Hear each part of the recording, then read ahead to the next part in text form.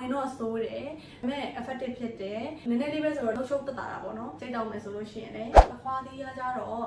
နည်းနည်းသူ့အရေးလေးနည်းနည်းလေးရအောင်လို့ပေါ့နော်နောက်ပြီးတော့တရုတ်နိုင်ငံမှာဆိုရင်မြန်မာနိုင်ငံရောဒီ city map တို့ဘာမှရရဒီတရုတ်နိုင်ငံအကြီးပေါ့နော်အဲ့ဒါလည်းအကြီးကြိုက်တာသုံးလို့ရတယ်ဟိုကကြာနှမျိုးလုံးထည့်ပြီးတော့သုံးထားတယ်အသေးမြန်မာ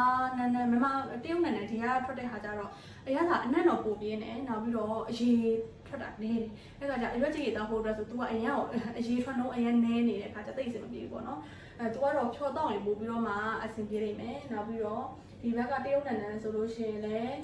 သူကကြအရေးများတယ်အရေးများတဲ့ခါကျတော့ဖြောတောက်တဲ့ခုလိုမျိုးကြိတ်ရည်တောက်တဲ့သူတွေတော့ကြပို့ပြီးတော့ဆင်ပြေပေါ့နော် short လေးဆိုလို့ရှိရင်တော့သူက၄ဦးပေါ့နော်တရုတ်နိုင်ငံရဲ့သခွားသီးရဲ့နောက်ပြီးတော့ဂျင်းရဲ့တံမျိုးသီးရဲ့ဒါလေးထည့်ပေးတယ်အားလေးကြ short ခွက်လေးနဲ့ပေါ့နော်နည်းနည်းလေးပဲထည့်ပြီးတော့မှတောက်ရတာပေါ့နော်သူကကြတော့တစ်ခုရှိတာအဝင်တော့ဆိုးတယ်ဒါပေမဲ့ effective ဖြစ်တယ်အဲ့တော့နည်းနည်းလေးပဲဆိုတော့တခြားတွေအများအဲ့လိုပေါ့နော်လှုပ်ရှုပ်တက်တာပေါ့နော်စိတ်တောက်မယ်ဆိုလို့ရှိရင်လည်းနောက်ပြီးတော့သူကတစ်ခုရှိတော့စိမ်းရည်ဖြစ်တဲ့အတွက်ကြောင့်မလို့ဒီပေါ့နော်အဲ့ဒီအောက်ဆီဂျင်ဖတ်တွေလည်းရတော့ဝက်ချန်ထွက်တတ်တဲ့သူဒီ DR အကုန်လုံးပဲเนาะဒီ